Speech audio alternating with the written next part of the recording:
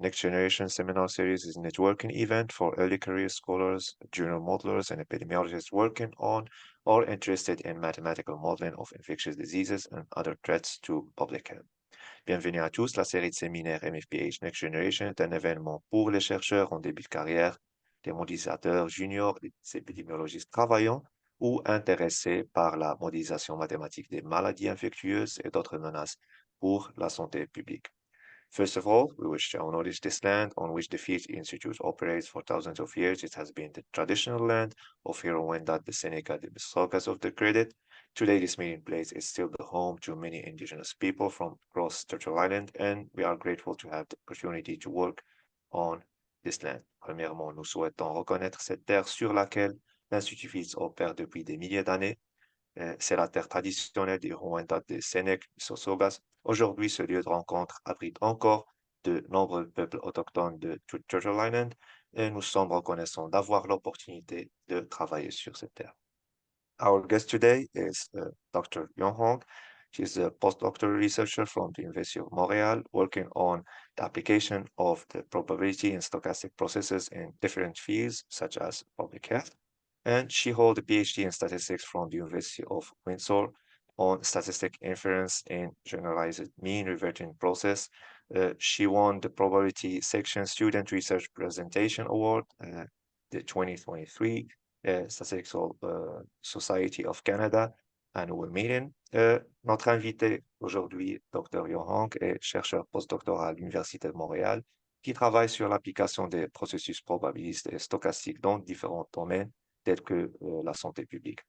Elle est titulaire d'un doctorat en statistique de l'Université de Windsor sur l'inférence statistique dans les processus généralisés. Elle a remporté le prix de présentation de recherche étudiante de la section des probabilités lors de l'Assemblée annuelle de la Société statistique du Canada. Her talk will be on sequential change point detection in stochastic differential equations. Sa présentation aujourd'hui portera sur la détection séquentielle des points de changement dans les équations différentielles stochastiques. Thank you very much for accepting our invitation, and the floor is yours. Thank you for the introduction. So thank you for giving me the pleasure to give the talk here. My topic is sequential change point detection in the stochastic differential equations. This is a joint work with Dr. Nasser and Dr. Bruno. This is the outline of my talk today. First, we want to emphasize the importance of detecting the change point in the area of public health. If you detected the change point, for example, in the numbers of diagnosed cases, number of cases, so it can allow the government to make the allocation resources correctly and effectively. So we want to give some examples of the application of the sequential change point detection in the area of public health. First, we know when the diagnosed cases of numbers surpasses the threshold, there will be an outbreak. So if we can detect the outbreak in time, so it will it will allow the government to give the intervention correctly. For example, if we detect the epidemic, detecting the epidemic in the area of flu mortality will posing a Bayesian sequential change point detection problem. This method was used to demonstrate the flu death rate from the 1996 to 2004. Another method is a two-stage hybrid algorithm. This method was used to detect the structural changes in the background of genomic sequences. It used to detect for multiple change points. Another example is the classical SIR model, which is very popular in the infectious disease models. In this model, in the background of the SIR epidemic model, it uses the cumulative sum method to detect the changes in the model. It was also applied to the real dataset, flu dataset from 2001 and 2012. It demonstrated the improved performance in identifying the shifts in infectious rates. So most of the literatures we mentioned above, they were focusing on detecting the changes in the mean, in the variance or covariance of the model of the time series.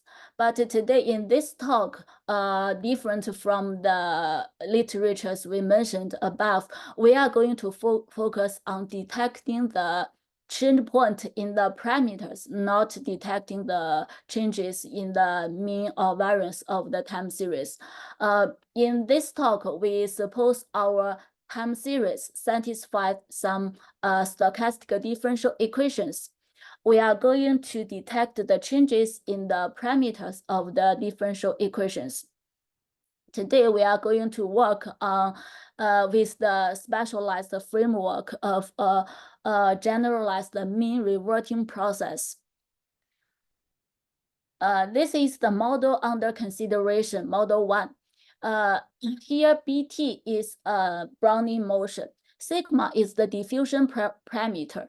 In this model, we suppose sigma is known, is a constant, because in this type of stochastic differential equations, sigma can be consistently estimated. So here we suppose sigma is known. We are going to focus on the estimating of the drift parameters. Here, the function S is given as the summation of these products. Here is from mu I phi it. Here, mu I, all mu 1, mu 2, mu p, and alpha are given here. It's a vector. It's the target parameter vector, which we are going to estimate. And the function phi t here is a row vector. Phi t is a real valued function. All phi it's are real valued functions. This type of differential equation is known as a special mean reverting process. Special means it admits a unique and strong solution, and the solution has an explicit distribution law, because in most of the stochastic differential equations, most of the equations don't have explicit solution. So, but in this case, it has a unique and strong solution, and the solution has explicit distribution law. That's why it's special. The strong solution just means the solution is in the same probability space as given in the Brownian motion. We cannot construct any other probability space. It's just in the given probability space. This is the strong solution. Our work are based on the following assumptions. First, we assume the initial value x0 does not depend on the target parameter theta. It also independent with the Brownian motion. Also, we need the boundedness of x0 for some m greater than or equal to 2. Further, for the real valued function phi t, we need the phi t should be periodic, should be orthogonal. Also, we need the first element is 1. This condition, this assumption will be needed in the process of proof later in the later sections. Because we suppose our phi t is periodic, here is the period. So without loss of any generality, we suppose this period is known and is 1. Also, because our real valued function is Riemann integrable and periodic. So we suppose there exists some positive k phi such that the norm of phi t less than or equal to k phi. Here the norm just we use the norm to stand for the maximum element of a matrix or vector. Here we are in this theorem, we gives the strong solution and the explicit solution of the model. Because from the model, we can see the coefficient or the parameters satisfy the linear Lipschitz condition. So this model admits a strong and unique solution, which is given here. The solution is the summation of these three terms. The first one is just initial value times by some function of t. The middle term ht is just the regular Riemann integral. This term is not random. The random term is zt. Here zt is given here is the Ito integral. We should note this solution xt is not stationary because it has the is related with the time t, so it's not stationary. If we want to prove it's not stationary, because if we want to estimate the parameters and then derive the limiting distribution of the parameters, we need something like stationary or ergodic. So here, because it's not stationary and it's hard to prove xt is ergodic, so we will use a special method to prove the limiting distribution of the estimators. Also, why we can prove the xt is L2 bounded. The solution is L2 bounded. For some, this is the bound K1. K1 is greater than 0. Yeah, the solution can be obtained by applying the Ito's lemma. After we obtained the solution, we want to because we want to detect the changes in the parameters. So first we we estimated the parameters. Here we are going to use the maximum likelihood estimator. So first we derive the log likelihood function of the model. To make our notations simple, here we use QAB to stand for this P plus 1 by P plus 1 matrix. Because our phi t is a p dimensional column vector. So here phi t transpose times phi t is a p by p matrix. This is just a one dimensional. This is the p dimensional column vector. Yeah, this is a p dimensional row vector. This is the whole matrix is p plus 1 by p plus 1. Also, we use this r tilde ab to stand for this column vector. We remember the model. Our model is dxt equals to this red part. If we substitute our dxt to here, we will get another matrix column vector R A B. This is used in deriving the limiting distribution of the estimators. So after we give these notations Q, R tilde, and R, we can rewrite the log likelihood function as this. So if this is the log likelihood function. If we take the first derivative of this log likelihood function and set it equals to 0, we will get a solution. This solution is an estimator of the parameters.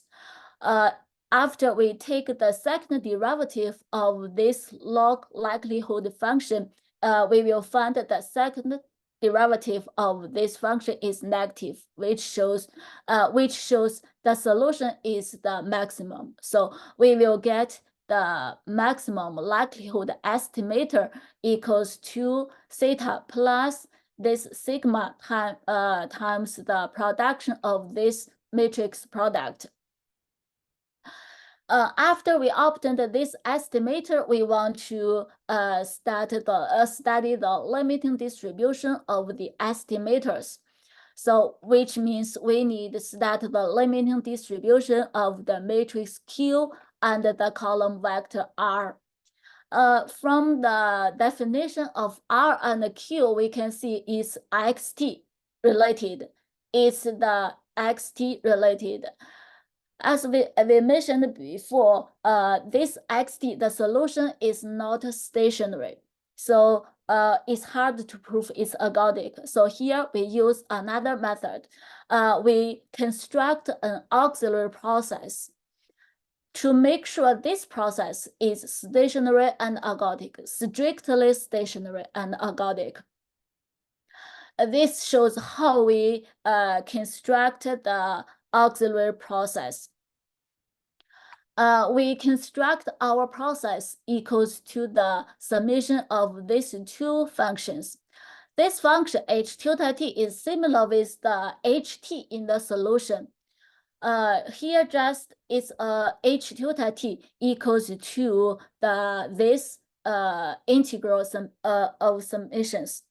We just replace the lower bound 0 by minus infinity, because in the solution ht, everything is the same, just here from 0 to t is from the solution.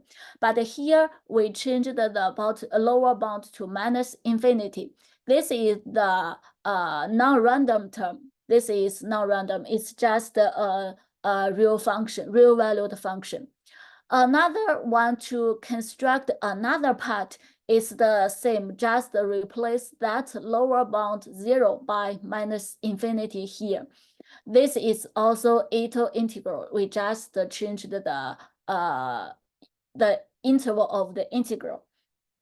Here we should note this d b tilde s is a Brownian motion, but it's the bilateral Brownian motion. It is defined here.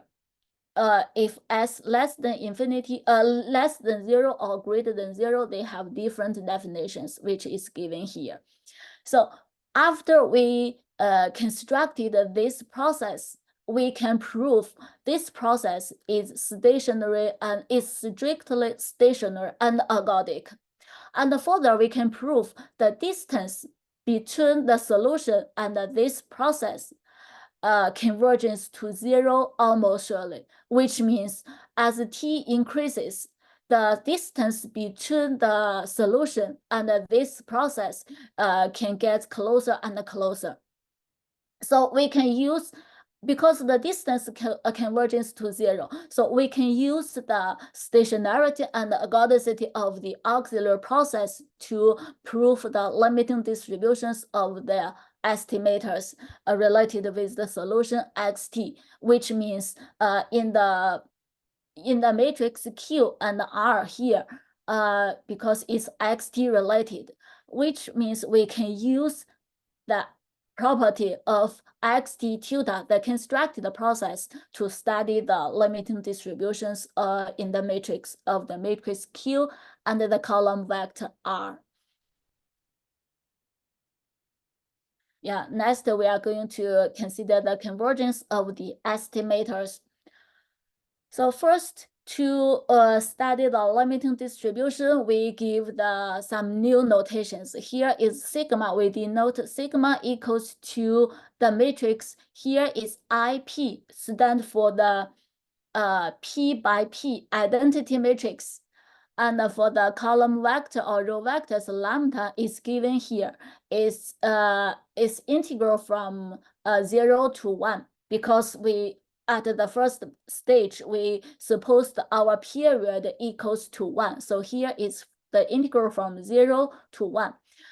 This omega is given here, which is strictly positive.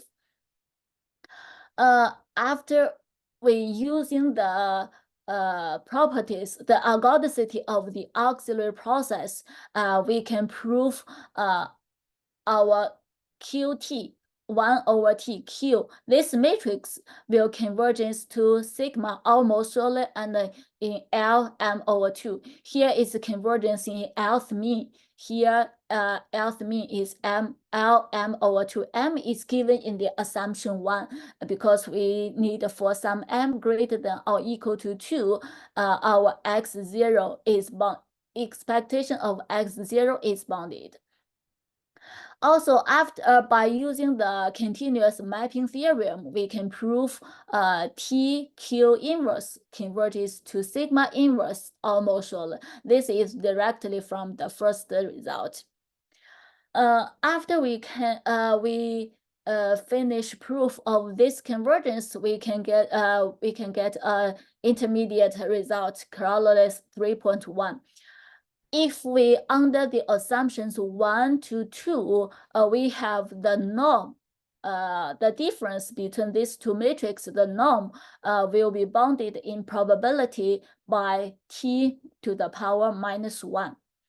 This also will be used in the process of proof later. Further, we can prove our maximum likelihood estimator is strongly consistent estimator of theta. Further, we can also prove our estimator is asymptotically normal. It follows a multivariate normal distribution. The parameters are given here. Also, by using Markov inequality, we can prove our column vector R0T is bounded. The norm is bounded in probability by square root of t. To detect the change point of the parameters, we need the following assumption. This assumption 3. This assumption 3 just guarantees that our partition is equal-spaced, which means the time increment has the equal length. We denote by delta n. It is the t is the total length. The big N is the number of the intervals we give the partition of from 0 to t. This is number of intervals. So the length is t over n. We suppose this increment is non-random. It's a fixed value. Now we come to the important part of sequential change point detection. Because we recall that our model is given like here. This is the model under consideration in this talk. So for I from 0 to n-1, we denote a yi equals to xti plus 1 minus xdi over square root of delta n. And we use zi to stand for this term. After we rewrite our continuous process, we can state the model into a linear regression form. Yi equals to zi theta. Sorry, here should be theta ti for I from 0 to n-1.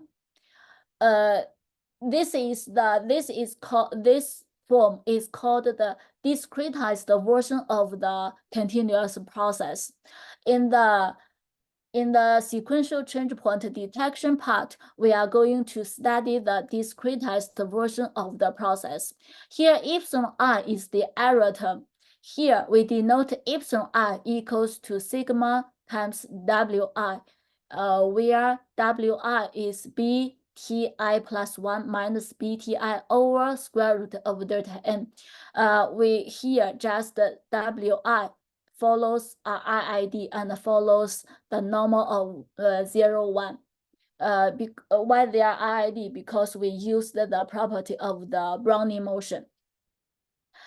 This implies that our area epsilon I will follow normal 0 sigma square.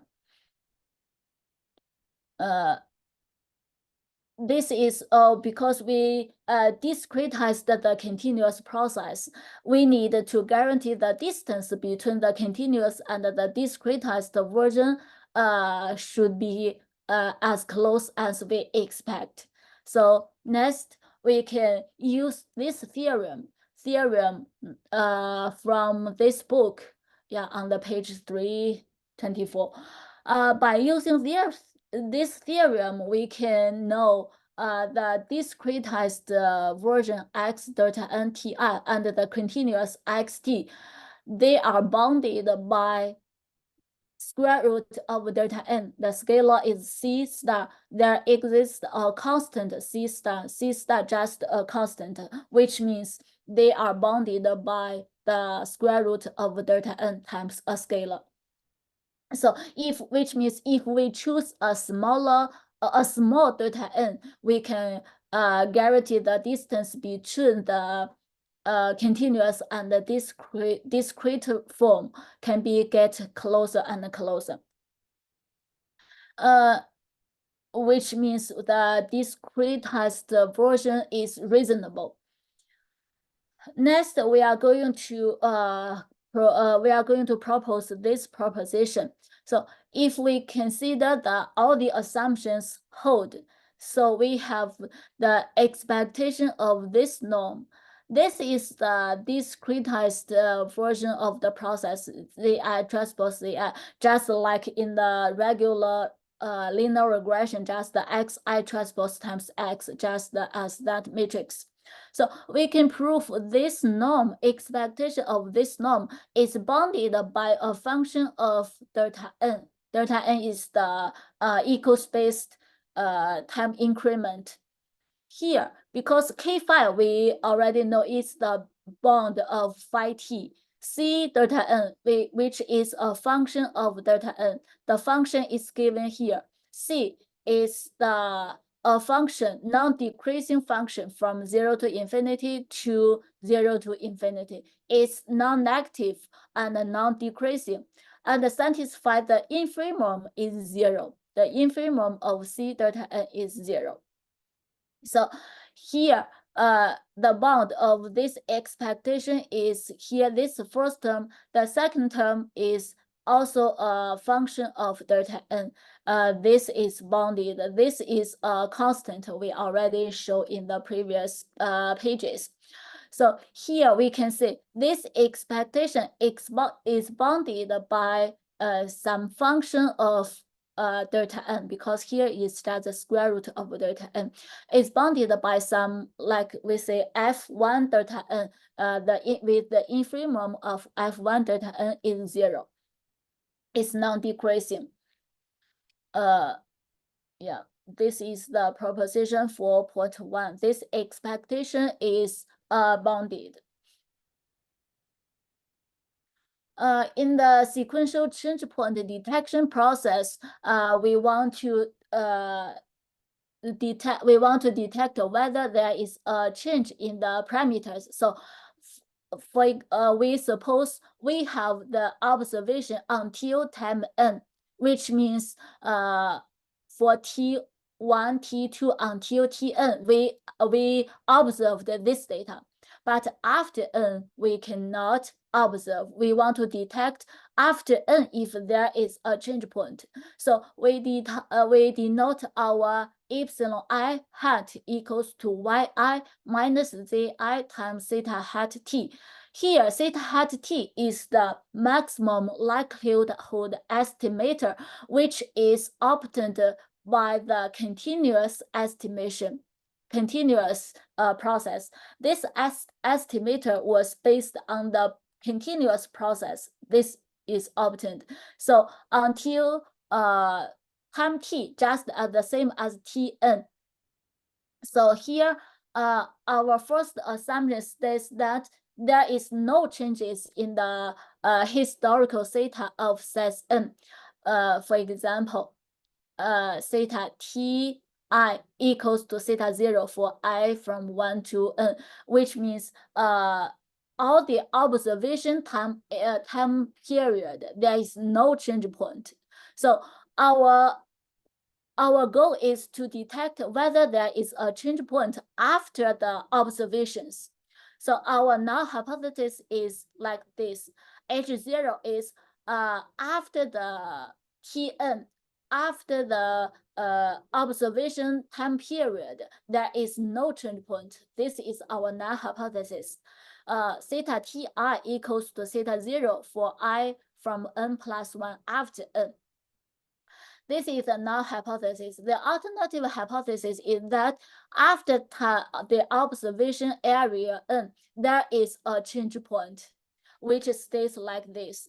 There exists some k star greater than or equal to 1, such that before n plus k star, there is no change point. All the theta Ti equals to theta 0. After n plus k star, the parameters changes. So our theta Ti will equal to theta star for I equals to n plus k star plus 1. For all the observations after n plus k star, it will equals to theta star. Yeah, where theta 0 and theta star are not equal, which means there is a change point. So our goal is to locate the k star. We are going to detect the locations of the k star.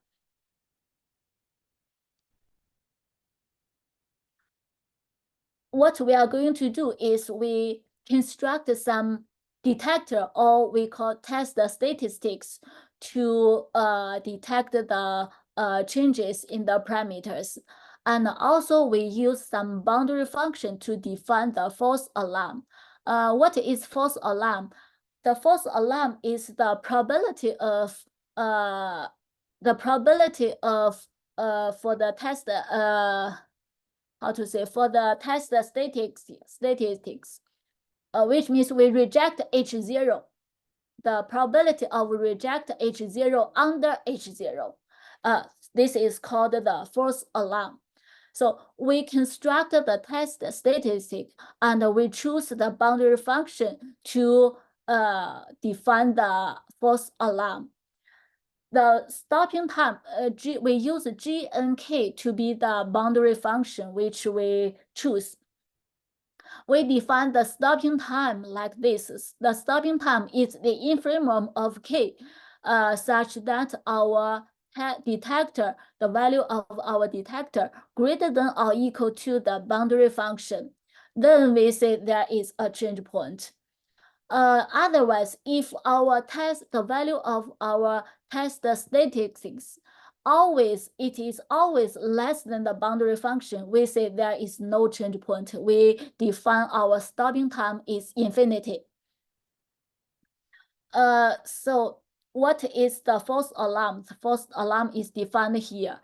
So we choose the statistics gamma nk and the boundary function g nk satisfy 16, which means our stopping time less than infinity with the probability as n tends to infinity is alpha. Alpha is the the significance level, which means the under H0, you reject H0, the probability, it is the false alarm. Under H1, under the alternative hypothesis, because H1 shows there is a change point. So under H1, there is one change point, which means the limiting probability of our stopping time less than infinity is 1. In this talk, first we construct the test statistic equals to the summation of the error term epsilon I hat. This is just the summation of epsilon I hat. The boundary function is chosen as GNK equals to C times square root of n times this term. Here we should note C is the critical value which we calculated by if we are given the significance level alpha, which we calculated. Here, gamma is another parameter which is restricted to be greater than 0 or less than 1/2. Our stopping time is defined here. It's just the same as we stated here. How do we stop and reject H0? Yeah, we define our stopping time here. This is the asymptotic property of the detector under H0. Suppose all the assumptions hold. Then under H0, under the null hypothesis, which means there is no change point, we can prove the limiting probability of our stopping time less than infinity just equals to this probability. Here, BT is a Brownian motion. This supremum greater than or equal to C. Here we should note we changed our G and K, the boundary function, into G1 and K. Here G1 AK, we just move the critical value here. If we keep G and K here, so here should be greater than or equal to 1, because we want to show how the critical value works. So we put here, this is the critical value. The G1 and K is defined here.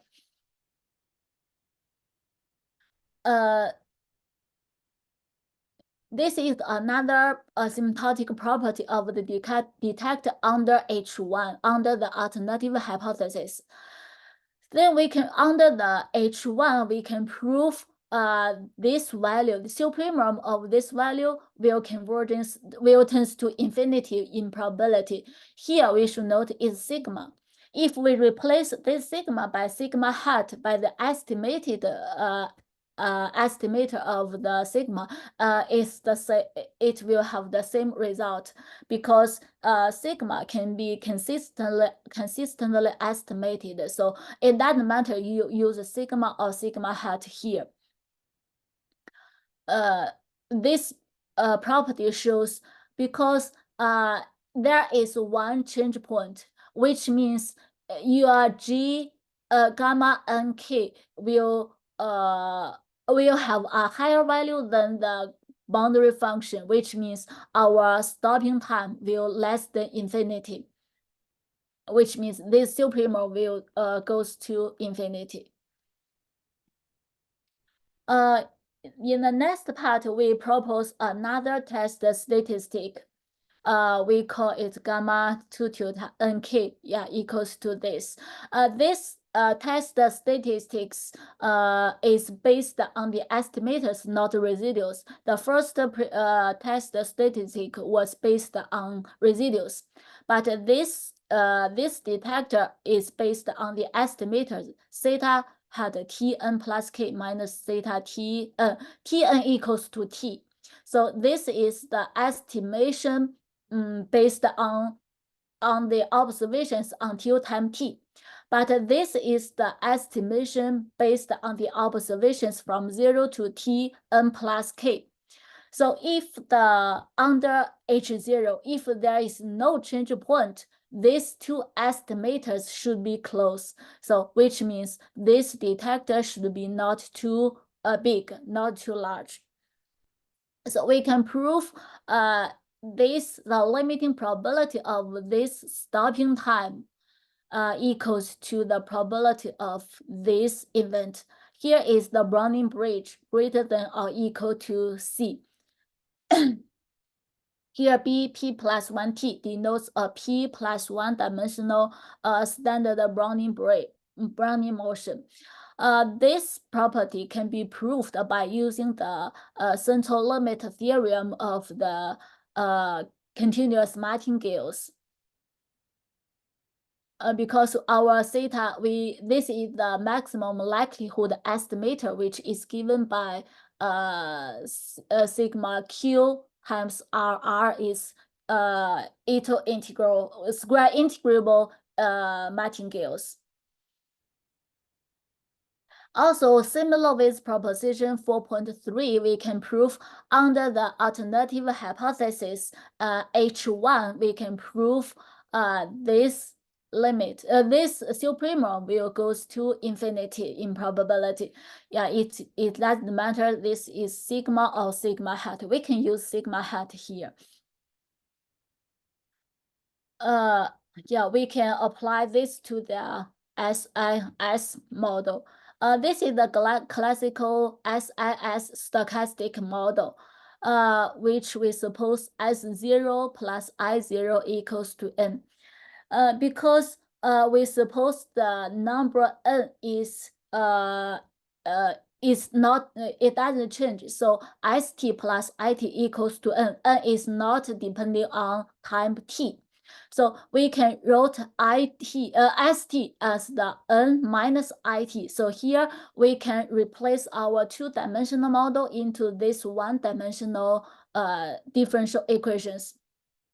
So after we take some calculations, we can get a stochastic differential equation which has similar form of our model 1. Here is just a dBT. There is the diffusion term. The diffusion parameter is just 1. So here is just the with the Brownian motion dBT. Here is the drift term. This is a little more complicated than our model 1 because our model 1 is just a simple model to show how we use our method to detect the changes. Here, if we change our SIS model into this type, after some calculations, we can get the estimate of the drift parameters. Also, we can detect the changes in this model. This is the last part of my talk, the simulations. Here, this table is the critical value based on the 50,000 replications of the supremum of BT over T to the power gamma. By using this critical value, we can calculate the power of our test. Here we are going to generate some data to show how our method works. Here we use the Monte Carlo simulation method to generate the data. Because we suppose our real valued function phi t is period and orthogonal. So here we just choose because we just choose p equals to 2. We just want to show how our method works. So we didn't choose we didn't choose high dimensional. The dimension is not too high. So we suppose because the first element of the real valued function is 1. So here is phi 1t is 1. We suppose our phi 2t is square root of 2 cosine omega t. So we suppose our simulated process is given before t and after t. There is a change point. This is the 0.5, 0.5, and 1 is the before the change point is the parameters. After time t, we suppose our parameter is 1 and 1 because this square root of 2 is from the base function. So this is 1, here is 2, which means the before the change point, our theta 0 is here. 0.5, 0.5, and 1. After the change point, the theta star is 1, 1, 2. Yeah, this is the pre-assigned the parameters before and after the change point. In the following part, we are going to detect the changes. We are going to detect the location of the change point. Here, we suppose because our t is the continuous time, we are going to use the discretized form to detect the changes. So here, we suppose the big T equals to 4 and our big N equals to 500. we are going to detect based on the 500 observations. So our time increment delta n is t over n, which is 4 over 500 is 0.008. So here we the pre-assigned k star is 125 y25. So the following figure shows both the true and estimated location of the change point. We use the first detector, which is based on the residues. So our gamma nk here equals the summation of epsilon I hat. We use this detector to detect the location of the parameters of the change point. And the gamma nk is the boundary function. In the boundary function, we use gamma equals 0.1. Suppose the given significance level is 0.05. Let's look at this picture. We are going to detect a K star. The left-hand side is before the change point. There is no changes. If there is this right line is the critical value is 2.27. If there is under H0, if there is no change point, so all the if there is no change point, so that is how to say that they are all below the critical values. And here, the right-hand side, it has an change point, because here we suppose our K star equals 125, which means the n plus K star should be 625. So here, this dashed line stands for the true change point location. 6 to 25. Here, the blue line, the solid blue line is the estimated location of the change point, which means we have some delay in the detector. In our test statistic, in our method, there is some delay to detect the changes.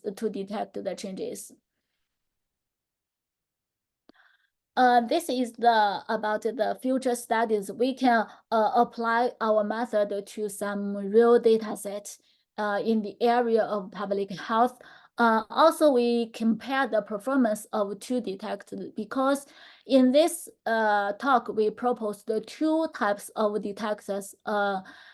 We can compare here we just apply the first detector to this generated data.